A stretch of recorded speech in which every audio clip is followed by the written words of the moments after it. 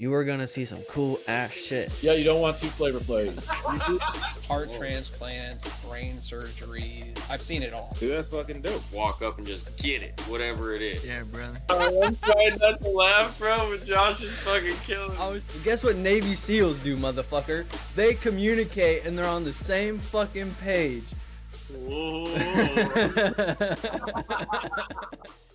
And we're live. Welcome everybody back to the Happy Hoodlums podcast. It's your host, Zachary Sampson, working them muscles into a pump. Yep. Losing the neck per usual. And your host, Kemper Woodruff. If you don't know, you should. Now you know. Tell you. Come out of the woods, baby. So we're back in here for another episode.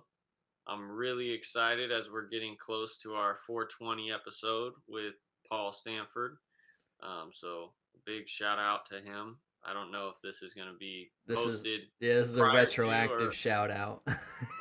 Or retroactively, but yeah. You know, Zach and I are wanting to make sure that we have content on content on content stacked up for you guys, so the well don't run dry on you. And I think that's a good place to start talking about kind of the snowball effect of as you do things, you get more dialed in. They start, you get backpack work. Yeah. And all of a sudden, it's like by the time you hit this streak, you already have the momentum, I guess, to keep you going. So there's not that same lull period in between. That's really cool. Yeah, I mean, dude, like, one of the things that, like, with momentum for me is, like, studying. If I slow down or if I take more than 1 day of a break between my next study session, I start fucking more days and more days I take off and I just don't do it. And then I get into a habit like 2 weeks later. I'm like, fuck, I haven't made any progress.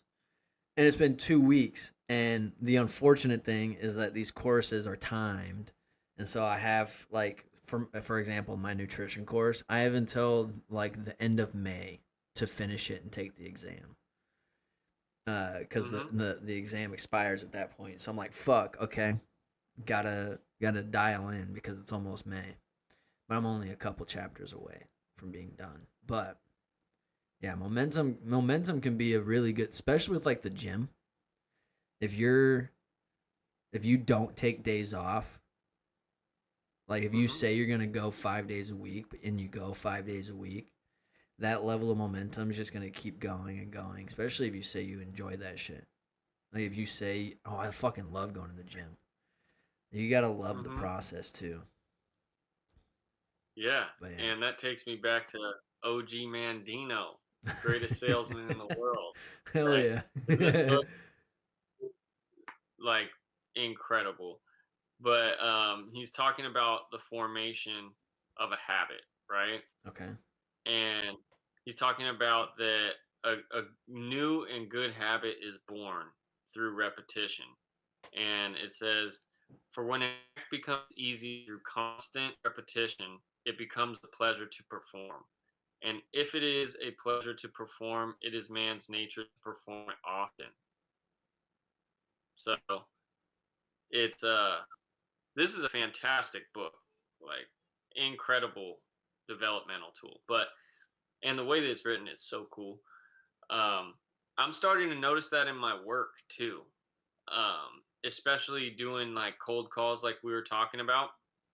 Repetition is huge because in the beginning you're like, I do not want to do this shit. And then the better you get, and you start having more constant success. You start finding your voice within it and like your style. And shut up! And oh no, sorry, I got a gremlin in the hallway. It's ridiculous. That is hilarious. But yeah, I don't know what the hell's crazy going on. Neighbors, crazy roommates. It's awesome. It's just derailed. Well, I mean, that's my brother, but he's doing some kind of fucking goblin shit out there. Just totally derailed my thought. Um, gosh damn it. Snowball effect though. I Yeah. guess this is what I'm getting at is I'm starting to notice, and they always say in real estate it takes 90 days. Whatever you do today takes 90 days to show its progress. And that kind of it clicked a light bulb on in my head because Hmm. obviously that's very similar to like exercise, right? Yeah. What you maintain for that 90-day period is going to be, you might not see that result when you're first starting, but 90 days later, bam, there it is. You're different. And it can take longer than that for bigger changes. So Well, semantics. But I was gonna say when you first start, that's first starting is actually not the challenge to see things. It's when you hit your first plateau is when the real like oh shit moment happens to where like you gotta dial stuff in a different way in order to see growth. Because like your beginner mhm, gains last for like a year, year and a half sometimes.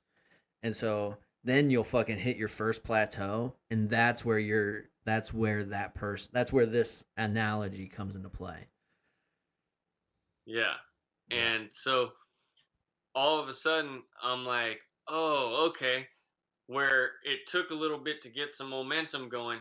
Now it's like, all right, your meetings are just staggering themselves. And you start getting in this flow where it's like, now me doing these calls, I only need these little base hits, base hits, base hits. And I'm just slowly moving people closer to the end of this funnel where we're able to get them where they're trying to go. So I'm baby stepping these people while I'm helping these people cross home plate, cross home Yeah. plate, cross home plate. Well, it's like what we were taught in film school. Have a project being worked on, like filming. Have a project being planned, like all the pre-production, and then have a project like in the planning or in like in the pre-production phases where it's being written and all that. Hmm. So it's always have something in every stage of the process going on. Yeah. And It's yeah, interesting how everything is transferable. yeah, Everything. And it really helped me because like when I got in there, it took me so long to find something that I was like, I was made for this shit, you know? yeah, Like I was good at selling weed, but I was never like, oh, this is my end all be all calling, yeah. right? Um And then you were so good at interesting. selling guns, but that wasn't your end all be all. And now Yeah. you're selling houses. You, And it's bro, still not my end all be all, but that it's level of trans step up is actually pretty wild. what from weed to guns and No, then from guns to weed to houses. houses.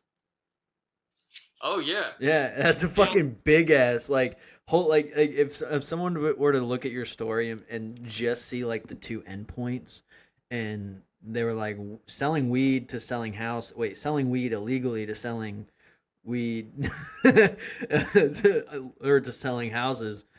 Holy shit. yeah, and you know, it's interesting you say that because I actually had a moment of realization, and I gotta give this to God.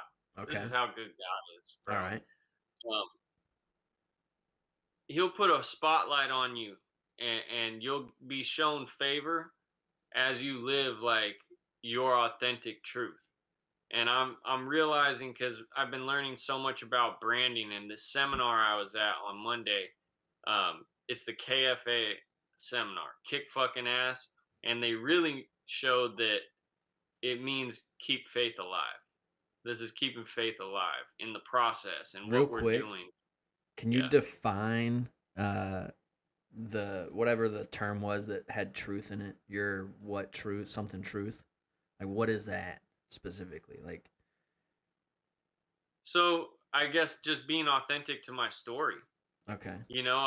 I in my head I was like, I felt like I have to sneak into this industry and not let anybody know like where I really was coming Mm, from, okay. you know? Okay. So like And own who then, you are. yeah, Okay. and I was going to reveal it like 2 years down the line and show everybody like, haha, suckers, y'all let the wrong motherfucker in, but I'm established now. Uh, but as it turns out, I'm sitting there and they're talking about branding and like what makes you you. And I really struggled with that when we were in film school. When we were in film school, everyone had to like do a storyboard or kind of describe themselves in just pictures and have business cards. Everybody's was shitting on mine. Bro, mine was Everybody, not that great. Mine was pretty dog. I don't care. Everybody had a more polished, like well looking thing. And I was just like, they had us describe ourselves in like 3 words. I was like, I'm a ghetto Italian hippie. Like those were my 3 words, and they were like shitting on me. They're like, no, you can't do that. I'm like, I really drive a car that was owned by someone really in the streets. I'm. Anyways, Like, this is I was literally the really, best way I can describe myself. Like, what the yeah. fuck? I'm selling weed to pay my rent right now. Yeah. Like You just don't even I'm know it, David. yeah, well, I mean, it's hard to explain the shit because, Yeah. like, I don't expect people to relate so directly with, like, your best friend being murdered or running around with guns when you're like 14, 15 years old. Like, Yeah, it's not a people always, normal, yeah, it's definitely yeah, not like a very common thing. yeah, always being in fights, people getting robbed, people going to jail, like, all around me, and Yeah. me just in the middle selling weed and talking to chicks and doing my thing.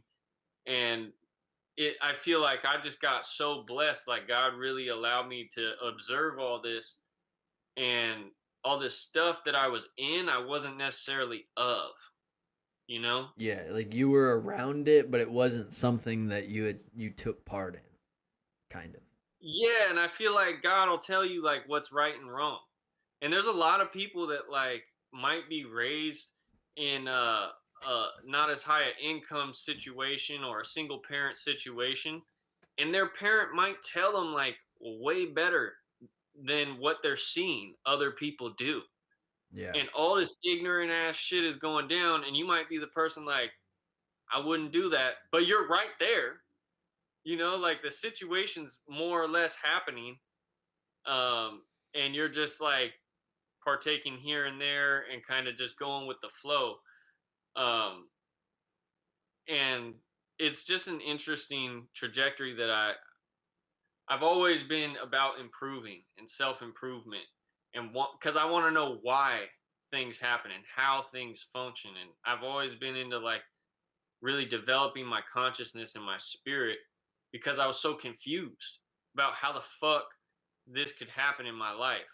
And I felt very like helpless and victimized. And so I went to the opposite side, which was very like hyper militant and aggressive at how I was pursuing things. And I had to like come to this limbo uh, phase in my life where I felt I was kind of lost just in this discovery phase. And all of a sudden, once I got into real estate, I'm like, okay, all this shit that I learned over the past, like honestly, like 20 plus years has is culminating. All these lessons and everything that I've done, starting with sales skills and learning how to manage a business by selling weed out of my backpack. So cut to, I'm at KFA. There's a gentleman named Ryan Serhan, Okay. super famous guy, right? He's had tons of TV shows. He's written tons of books. Incredible, incredible speaker, author, real estate agent, selling $50 million condos, shit like that, right? Damn, all right. Fuck. Yeah, like he's the man. And so he's headlining. He gets to the end of his speech segment and he opens it up for questions. So one person asked a question. After that person asked a question, everything just was silent. He was like, anyone else got questions? And I was like, I got a question. Like I kind of chilled back too for a second. I was like, is anyone no? All right. I was like, I'll say something. I got a question for you. So they ran a mic over to me. And I just stood up and I said, hey Ryan, I appreciate everything that you said. I'm a new broker. I'm just getting started. And man, I started my sales career selling weed out of backpack. And the whole room was like, That's And how you get some attention, bro. and so I'm standing up. Yeah, they rush a mic over to me like this is some good shit.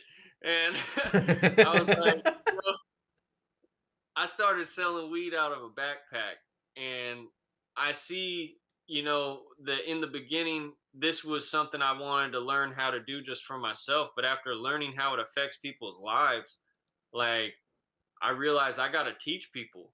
And it's the same thing I did in the street. It's just, it's all a flip. And so I want to teach people the real estate game using references to, the weed game because it's all the same.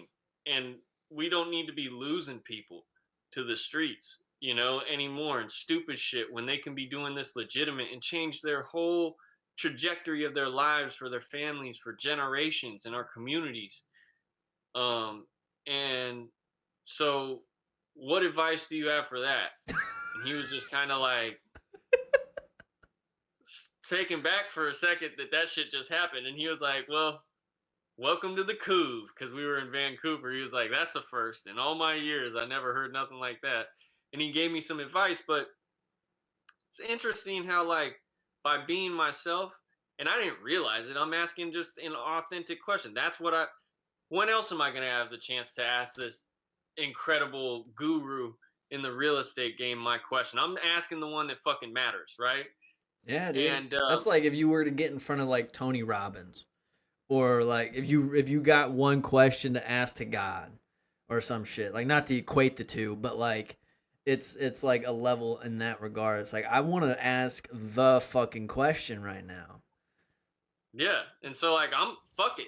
I'm in front of everybody, but I'm asking you the question like it's just me and you, right? Yeah. Because it's just as far as I'm concerned, that's what it is, right? And so he gave me some great advice, but more or less, what was interesting is like I didn't realize how powerful it is to be yourself in a room of people who are like scared to speak. When you speak your truth, and it's not like I think sometimes people are super respectful. It's not like they're doing it because they don't have a voice. A lot of people are kind of like, there's that moment of pause. And if you take it and just be yourself, so you allow everyone in the room, because at first people kind of laughed at what I was saying, but I think it was because it was like so unexpected.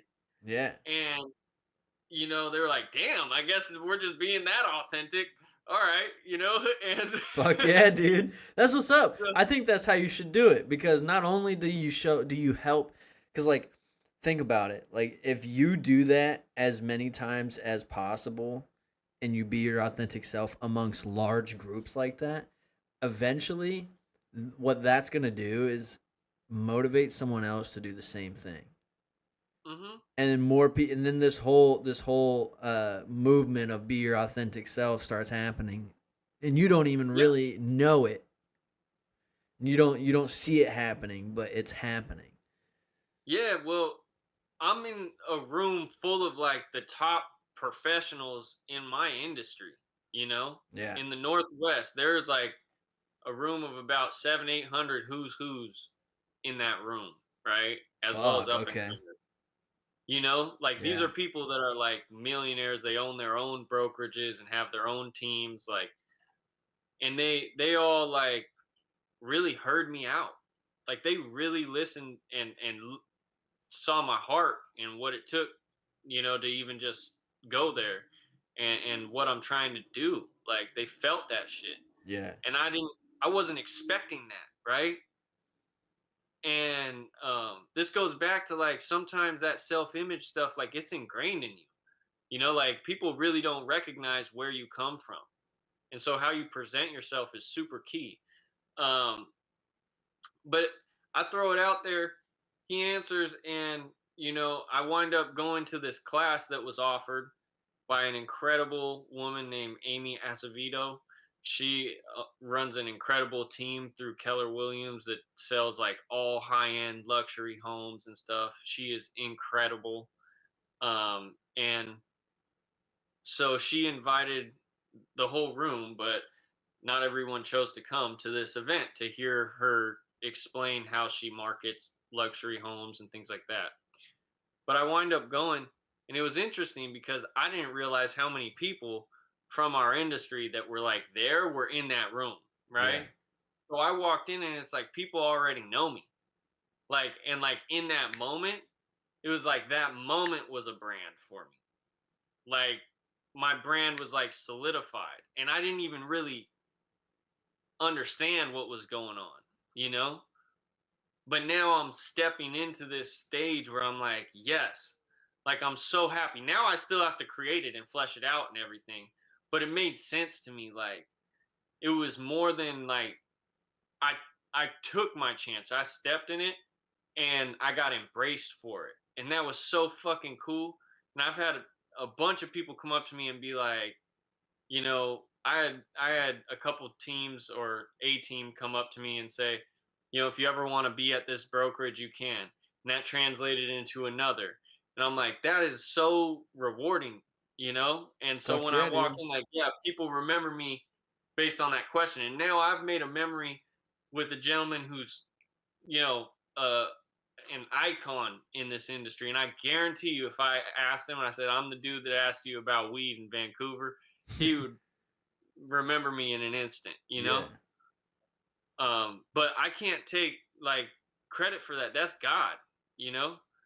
And I just was like, yo, I'm shooting my shot, you know. I even gave other people the chance and they just I was like, all right, Bro, fuck I it. think you Go need for you it. should give yourself credit. Like you can I think like whatever you want to do. If you want to keep the humility and just, uh give the credit to God.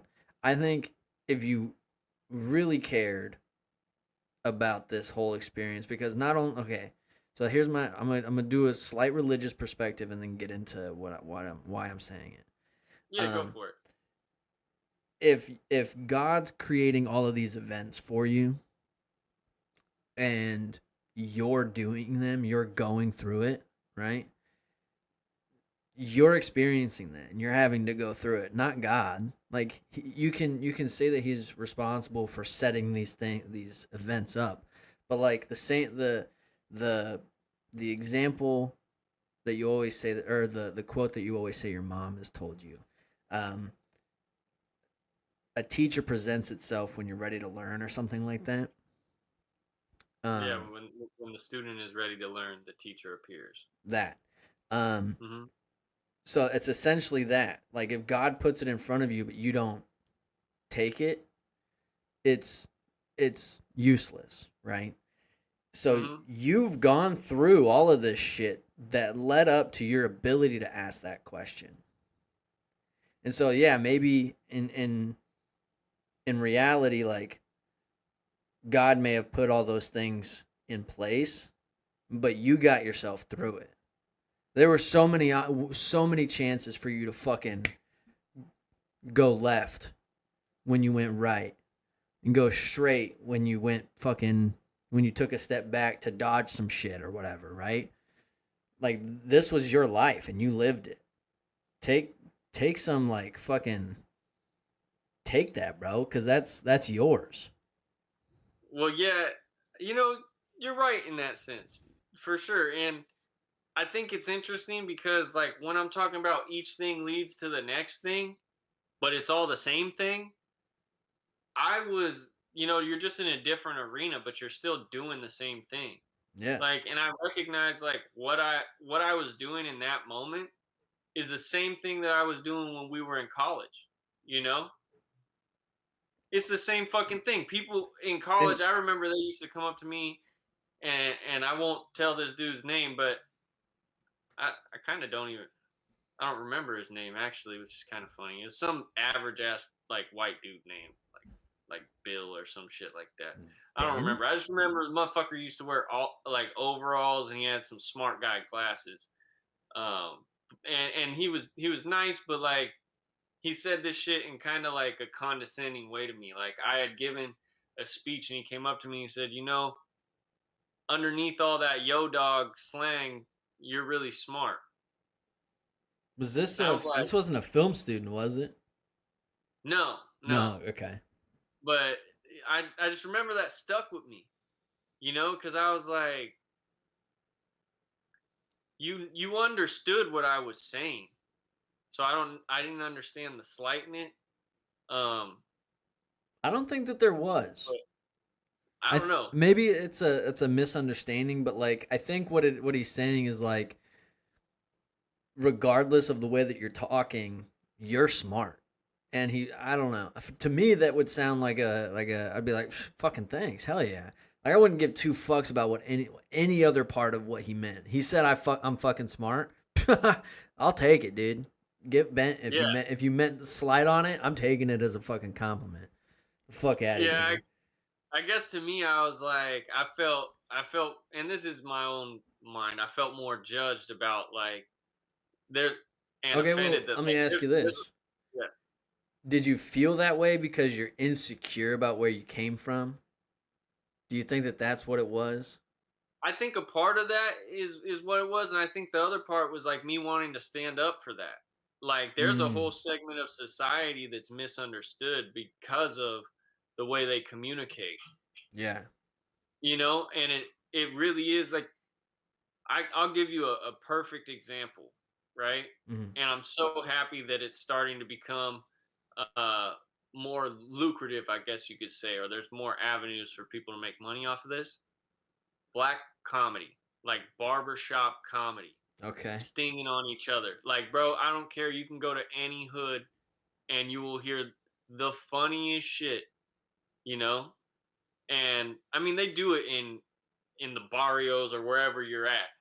But bro, black comedy is like that style of telling jokes and the way that they've been doing it. Like if you watch the 85 South show, bro, they are so funny. Bro, They're so funny. there's clips of which this is like a little bit more mainstream.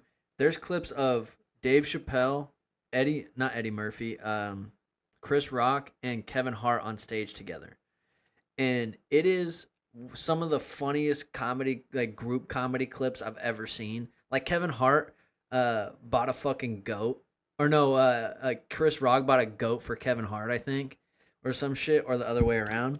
And that was the funniest fucking shit. And they were just talking shit about this goat. And he's like, I live in an apartment, Kevin. Like, where am I going to put this fucking goat?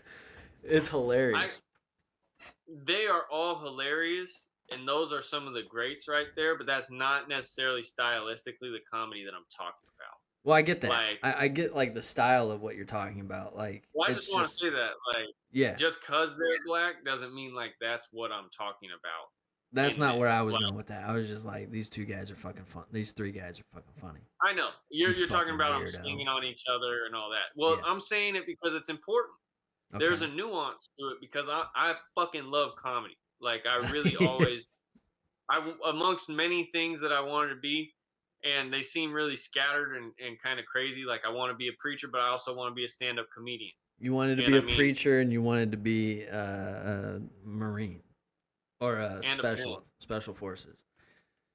Yeah, and like, dude, all these things. Yeah. A, You wanted to a be a lot of musician, things, bro. healer, rapper. If this podcast ever get big enough, someone's got to go through every episode and find Kemper saying, I've always wanted to be." Bro, I can go through a huge list there, and I'll even name them. A jeweler, a pimp. I want to play James Bond in a movie, so I've always wanted to be an actor. I've always wanted to be a rapper and a singer. Like a producer. I've always wanted to let's see, fix cars and like pimp cars out and then flip cars. Okay. After I rock them in movies.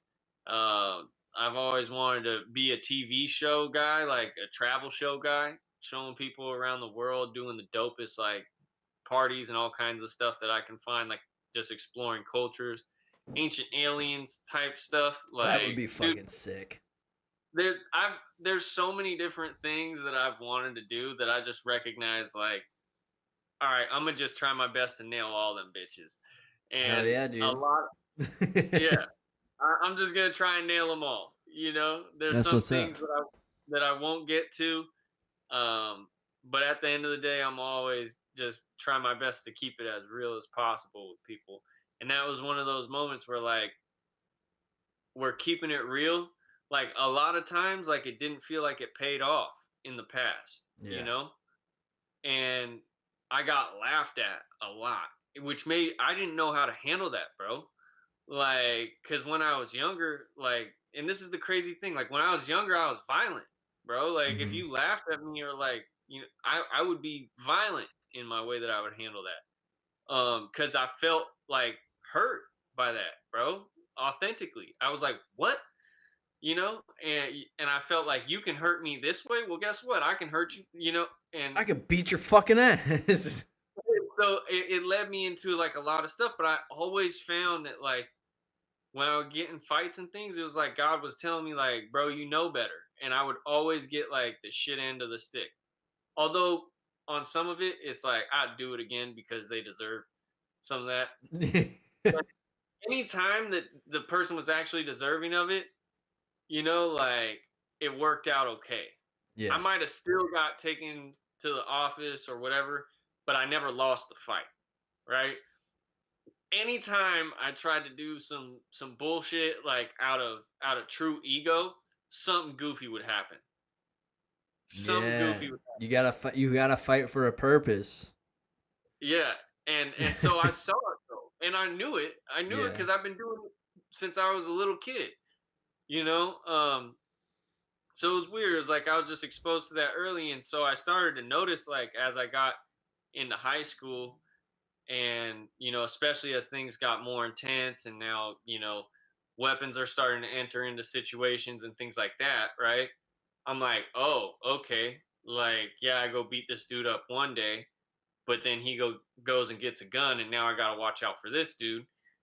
And I didn't like that. I started to peep the signs on that early, Yeah. right? So um when I got privy to that, I just started to realize like my way of handling things I have to check myself. I have to become disciplined and learn how to address these feelings of like utter discomfort and like being embarrassed.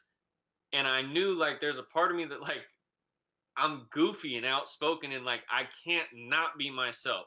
Yeah. So like you can put me in a room like of highly successful people, but I still gotta be me. Like the question that I'm gonna ask given the opportunity, like, or taking the opportunity to ask, right, is gonna be 100% me and what I want to know, right? And to that end, it was like a huge learning lesson for me that took so many years for me to like get there. And I was like, that was it was a reward that you can't put money on. Like, and I feel so blessed in that. Yeah, dude, that's a freedom. That's like, um, well, I guess it's your earliest version of like living your authentic truth before you really understood the terminology for it. Um, that's also just like letting go of anxiety, right? And it's like you let Mhm. go of what you let go of the importance of what anyone thought of you so that you could be safe and like fucking grow as a human being. And that's like that goes back to like one of Marcus Aurelius's quotes, which is um uh I had anxiety today, or I escaped anxiety today. Rather I discarded it. So he consciously got rid of the anxiety rather than saying he escaped it, because you have the power to just get rid of it. And Yeah. it's not like the easiest process, but you have the ability to get rid of it. And one of the things, and I wish I had like the research, like what the article was or what a study it was, but I don't. Um, there was some research done in anxiety, and what part of the brain that comes from, and gratitude and what part of the brain that comes from. And they found that when you are expressing gratitude, the anxiety part of your brain cannot turn on, and vice versa. And so when you're anxious, practicing gratitude by, going over everything that you're thankful for, and just like in a very genuine way. And I've been practicing this for like the last few weeks, and it fucking works. It does You help. know, the interesting thing is like, and this is something I'm learning even right now in this moment, is like, don't explain yourself, be yourself. And why I say that is that your opportunities only exist for your authentic self. Because had I not been my authentic self, it would have turned out totally different. So you might think, oh, people want this from me, but when you play to that conformity, you're not able to get blessed like that. Well, yeah, Because dude. your Like, unique life that you want, that you're dreaming of, will only come out of you living that truth yeah. and being really that person. Well, think about it like this. Like, had had you just not stood up, or had someone else asked a question first, or had they cut the timer 5 seconds before you said, "I'll ask a question," right? You would have lost that entire moment. You would have lost all those other possible job offers, and all the possible like benefits that come from that, and you would have lost the realization that you're having now. Yeah. And And so it's are like, one, that's the snowball effect from the beginning of the episode, but two, it's crazy impactful how, if you're willing to accept that, like, I don't do that. First of all, that's just not my personality. But if you're someone who like fucking wants to say something and stand up and fucking do it, you're leading by example, and it's fucking great. and the thing is, are you ready to be you? Like, that's the greatest question underlying all of this, Yeah. is, are you ready to be you? Because that whole situation, that moment came about as this weird, you know, moment of like deer in the headlights, right? Because you're on stage and I'm in the crowd right now, right? But what's going to be really cool is years from now when it flips and all of a sudden I'm the dude on stage, Yeah. and I get to have this moment where someone asks me a question and I'm like, yo, I was, and now I get to handle that. And honestly, he handled that so well, and he genuinely like thought and then answered my question, and I so respect that. So Ryan Serhan, I thank you, bro. I'll reach out to you someday, and I'm sure you'll remember the question about slanging dope starting in Vancouver, and that's funny. I'm a Fuck yeah, Portland bro. child, though. Don't get it twisted. Yeah, Portland all the way. Even though I didn't grow up in Portland. But But yeah, fuck, dude. I've had a lot of realizations out of that, and I'm so excited because now I see, like, and what I've always known is that I am the brand. You know, Of I course. am my brand, and the doubt is something that, like, when we doubt ourselves, the only thing that's going to get us through that is confidence, and confidence is going to come first by knowledge, right? And that knowledge is going to baby step you into what you need to know when you're in the situation, right? Yeah. That's how you can get closer to the experience without yet experiencing it. And then all of a sudden, now I have a little bit more comfort. I can see into the darkness a little bit. I'm going to take that next step, right? And there's a quote, my mom always told me this, and it's walk to the edge of the light that you see and take the next step into darkness. And that's where Mm. you find yourself. And you have to continually choose to step out on faith into darkness.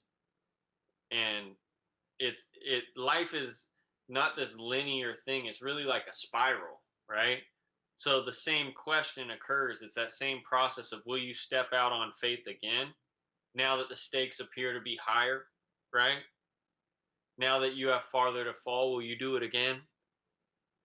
And I started to recognize, like, wow, the wisdom of the child in you, that dreamer, the kid that came to dream this and see themselves as this, was right all along. And the only thing these experiences are doing are getting you more validation so you can have more confidence, so you can take that step easier. And so the light that you can, project into this world as an influence can be greater. And you're not meant to necessarily connect with everybody. Mm-mm. You can, the Yeah. capacity is there, but um a lot of what I've learned in this like real estate career is, as I'm listening to these people that have really, they're great agents, fantastic people to look up to with tons of wisdom. They say things like, this is more or less what they mean.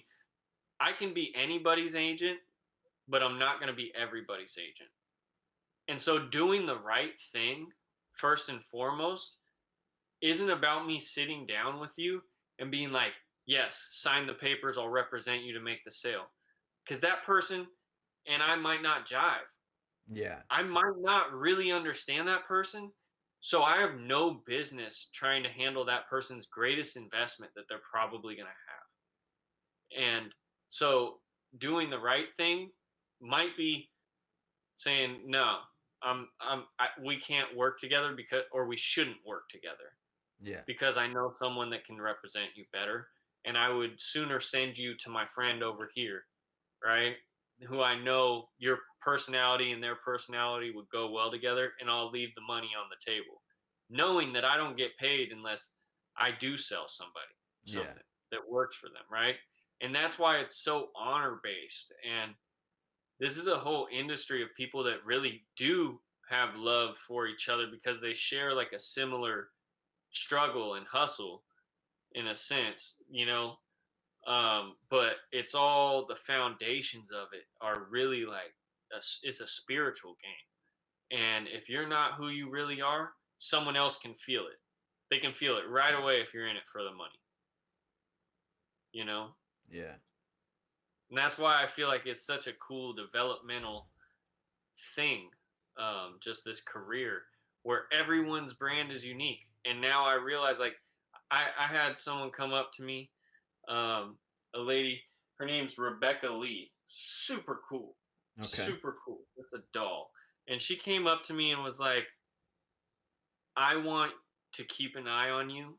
Keep telling your truth. Like, keep being you. And she was like, and I have to tell you, in the Northwest, you're going to kill it. It's okay. Be the weed man. Right. Yeah. And she is so successful. And that was such a huge, like, heartfelt, real moment that she just pulled me to the side and was just like, just be you. Keep doing that shit. And that was That's what's so up. cool. I was not ready for the reception that I got in that, you know? Yeah, dude, that's got to be a fucking massively validating. Yeah. It's It, like it that was probably so cool. rejuvenated you for this whole process even more. You're like, Yeah. fuck yeah, let's go, dude. What? Yeah. And I mean, what Ryan Serhan was talking about is like how he was telling the story of how he got on like HGTV, which is a fantastic, fantastic story. He was basically saying like he hadn't really like closed much. He had just sold something for like $50,000 in New York, which is like nothing, Yeah. right? And he'd been out there forever, and he decided to do like a casting call for a TV show because he was like, I'm the best agent fucking ever, Yeah. And he Yeah. sat down there, and so he just started. He was like, who would me 2 years from now, like, what would this dude say? And so he just took them on this crazy ass day. Like, he didn't have a car, so he borrowed his friend's Range Rover and had like all his friends. He told them all to like call his phone so he looked busy. Oh And shit. he just like drove to like someone else's listing and just like showed them this crazy listing. And like, yeah, just gave these producers this crazy ass day. And they were like, he is so interesting. Like this this guy is crazy, but he is so interesting, right? Yeah. And he really got it because he was just out of the box. And he was like, whoever you are 2 years from now, that's your boss today, you know? And I want you to be that person today. Don't give a fuck what anyone else says to you. That is who's your boss. And so, like, constantly go back to, like, what would that dude do in this situation? And Yeah. do that. And wildly impactful, Yeah, bro. you know?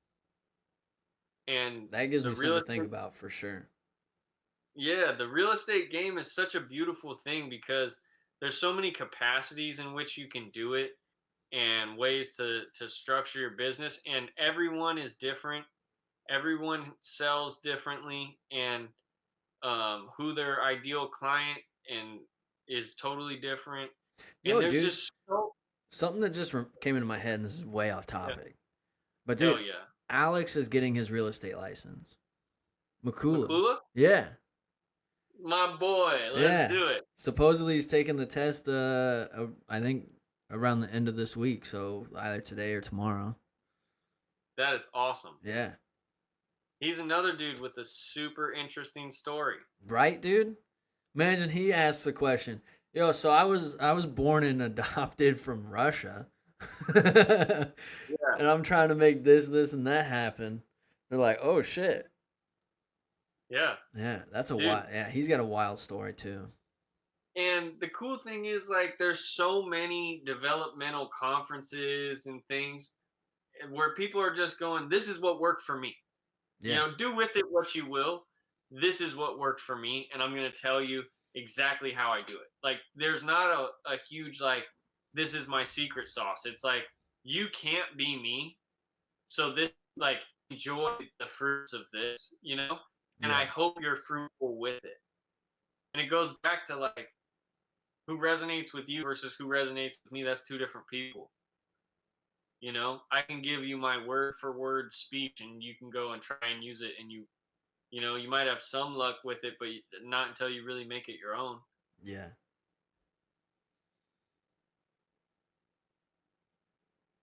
That's interesting too. It it's fascinating. It is fascinating. And I can Yeah, tell this you, whole like the whole exploration of like be your authentic self is a very interesting thing to just as like a thought a thought exercise mhm. is a fun thing to think about, as well as like, all right, be the person that you be your boss, or the person you are 2 years from now is your boss, so be that person now. It's like another interesting thing to think about.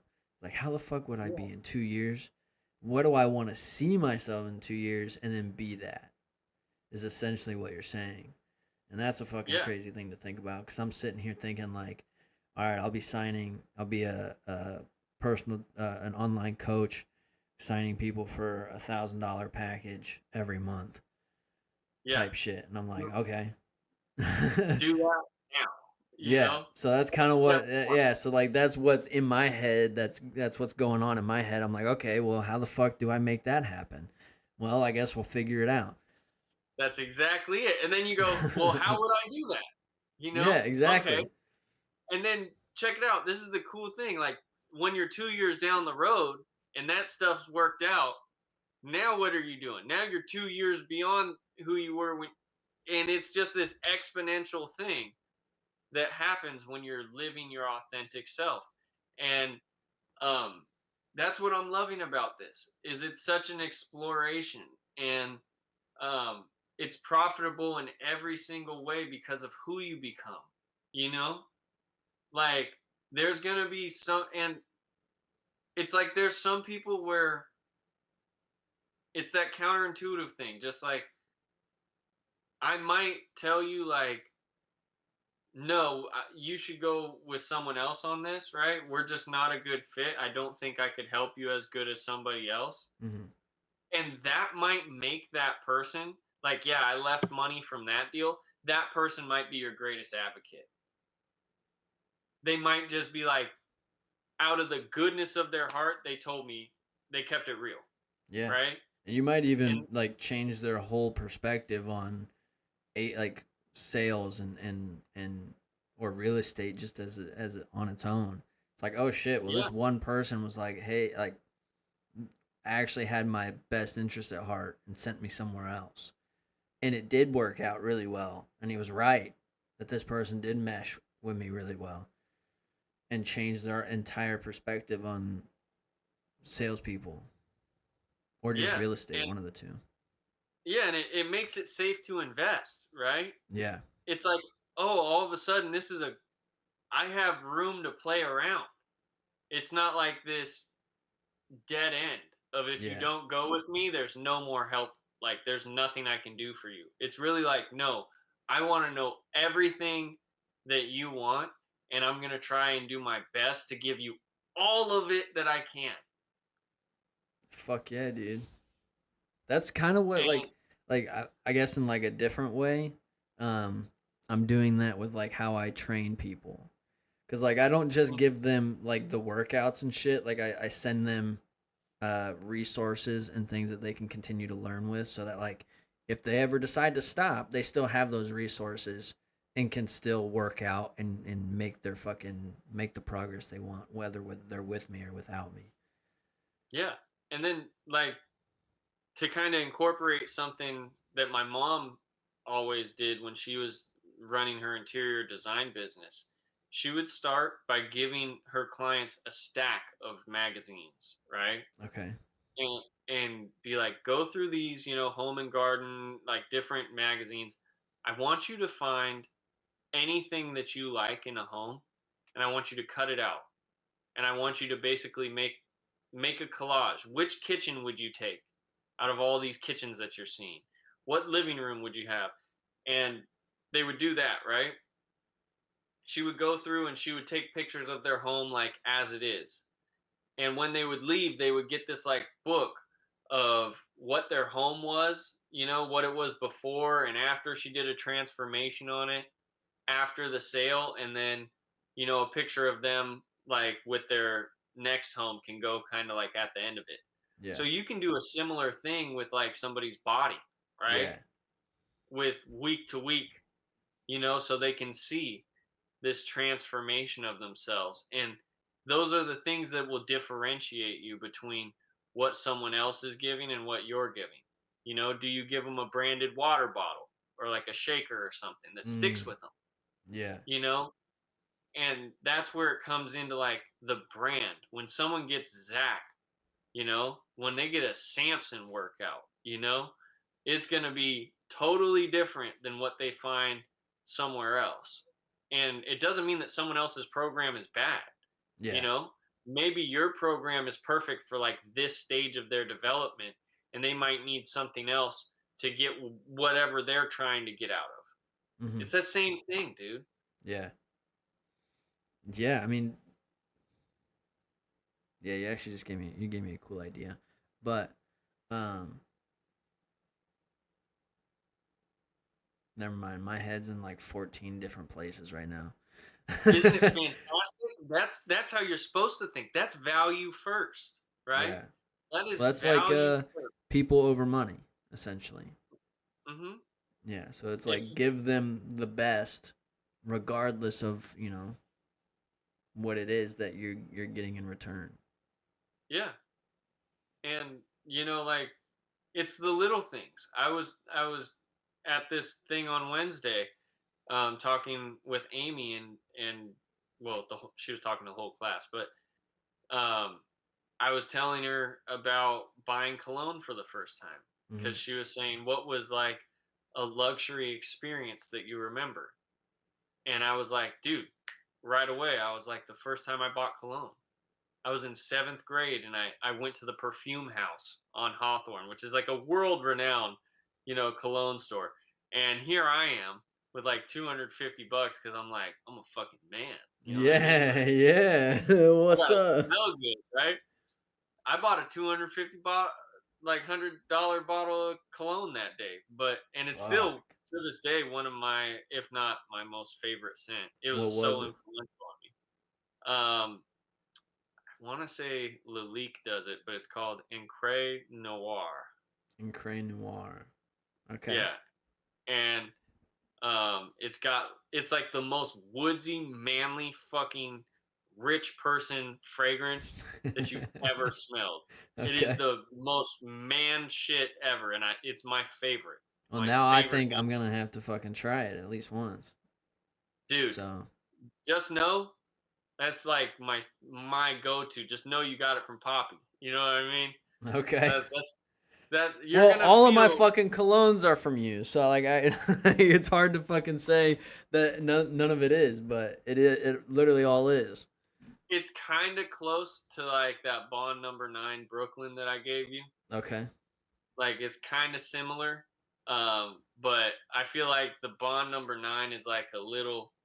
It's like more toned down. This is like full blown woods Okay. and like truly the most rich, elegant. If you imagine how a rich man smells, like that is rich guy.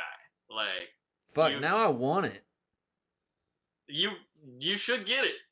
I've bought it like 3 times. It's Fucking fantastic. a. All Like that's right. what I mean. Like, that's like my signature. You I gotta love it. link it to me at some point or text me the name so I can remember it. I will. I think I gave that cologne away to a friend of mine. Um, That makes so, sense. That's right in line with who you are. dude, you give people fucking quality ass fucking cologne. yeah, I mean, it is what it is. But back to the experience, I'm like a seventh grader, Yeah, right? yeah, So yeah. imagine an 11-year-old comes walking in his backpack, and so I'm sitting there, and this dude, I will say, I remember the experience being somewhat cold, but it made it that much more baller Okay. because this guy is like, he's clearly like, why is this fucking 10-year-old, 11-year-old kid wasting my time, right? Yeah. But he still treated me like w- with sophistication in class of like, well, this is this, and he would explain to me the notes and the Okay. different things. I was in there for like 2 hours, bro. I couldn't smell shit by Damn. then. Like, but I just remember feeling so like high class in this place, in this experience. And I left and I was like, yes. And I found exactly what I wanted. And I've frequented that place ever since, like that spot holds a place in my heart because it's so special. Fuck yeah, Um, dude. and even just when you walk into the perfume house, it's set up so weird. Really? Like you walk in through the front door, it's like a house, but the whole front of the house is like glass, like windows. So you can see all the bottles in the windows. Some of them are like big, like a pumpkin. They're all Oh like different shit. shapes. So like beautiful stuff, and it's got like lights that you would see around like a show mirror, like when you Oh, imagine like okay. Yeah, yeah, yeah. Like burlesque Edison girls getting bulbs. ready in the mirror, like with the lights. They Yeah. got those lights lining like the inside, and it's all like this black marble floor, and it winds up this staircase. So you like have to walk in, and it's kind of open, and then you walk up, and there's just anything you can imagine. And I remember he showed me this cologne that, shout out to Napoleon. Napoleon's such a baller. He Okay. had he had his own like this famous French perfumer create the first his and hers fragrance where when they got together, he and his wife, it made a third smell that was distinct for when the two perfumes were worn together. Whoa, that's um that sick. yeah, this dude was like a chemist and like a perfumer, and it was the most beautiful fragrance. So I forget the name of it, but it's been kept alive since Napoleon was around. So That's crazy. That's a yeah. cool fucking like I don't know. That's an interesting uh cologne fact that's like on par with the Indian fact that you said where like women would wear different scents as they went down their body Hmm. to create like an entire experience. So those are two fucking that's dope. That's pretty cool.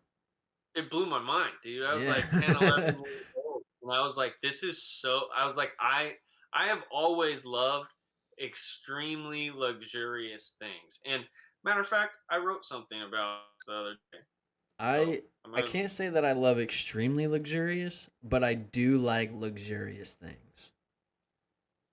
So I'll read to you a little bit of what I wrote. Okay.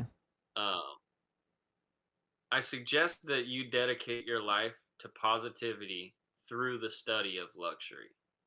What is luxury? Luxury is a warmth that allows you to relax into enjoyment of anything on a higher level. Luxury takes a thing of normalcy and adds value to it through beautiful qualities. And so a scratchy white dress shirt and a soft dress shirt look similar at a distance, but the smooth white shirt provides a higher level of functionality through a more enjoyable experience. And so it's like that is a beautiful quality added to something that's also functional. And so luxury can really be found in anything, but it's found in the use of something.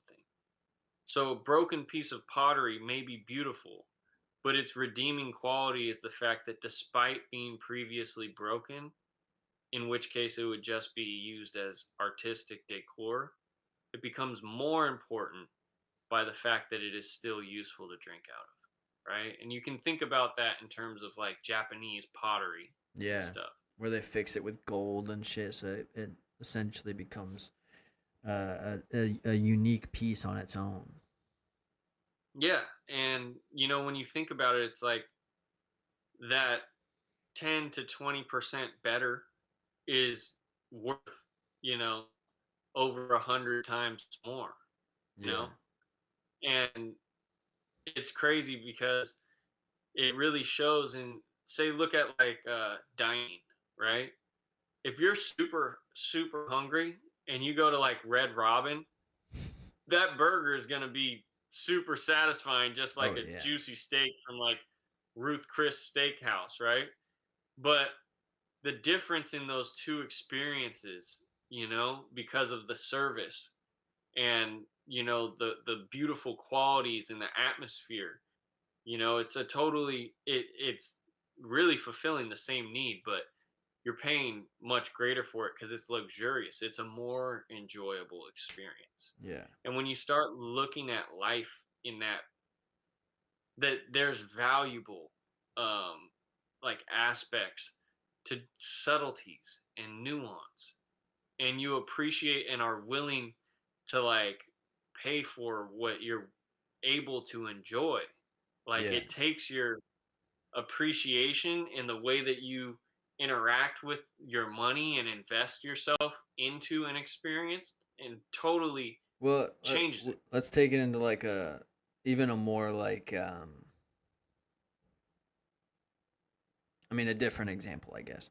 Um like if you were to hire a fucking cheap ass trainer compared to someone who's maybe a little bit more like higher priced, but they're better and they get you the results and quality results and they know how to get you to and from, and they're better at communicating how to do it and guiding you properly. Rather, the cheaper one is like, yeah, here, do this, I guess, like this is how you do it, so go do it, you know.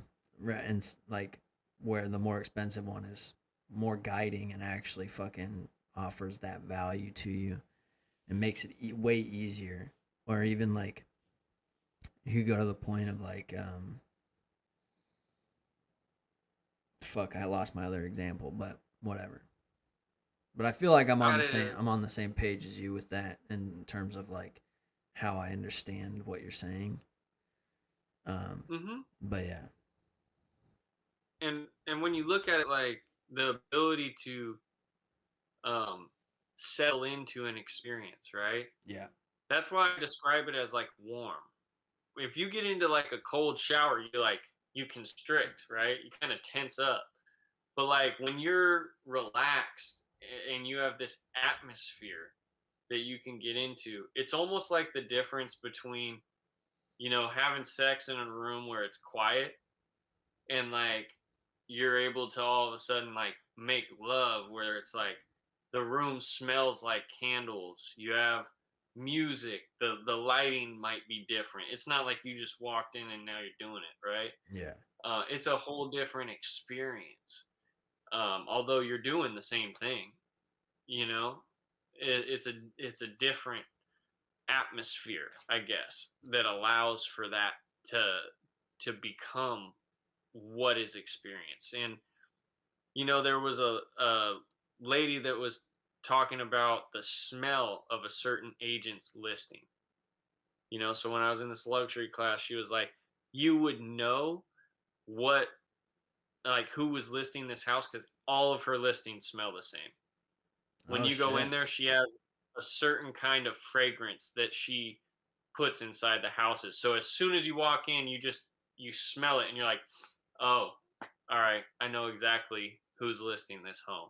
That's And wild. what a cool way to do that, right? Yeah, that's a dope like aspect to add to it. It's like it's a branding thing too, but people don't like you subconsciously pick up on it. You don't quite like know it every time. You're like, wait a second. And then if you smell it outside of that, like in a whole different setting, then you think about it. And now she's fucking. It's better than an advertisement because you remember it even more. Mhm. It can And trigger so, anywhere. dude, just authenticity and branding like has blown the doors off my mind this week. I'm so happy that we got to sit down and like have this discussion, and I hope that Same. this is very influential for anyone that's listening. And just know that we love and appreciate you, and that your brand matters. Fuck yeah. Whatever you're out here to put out in the world, do it, maximize it, customize it, and just lead value first. And that's what we got to do. We got to keep it quality. We ain't letting it get stale. We'll Never. see you next week. Peace. Peace.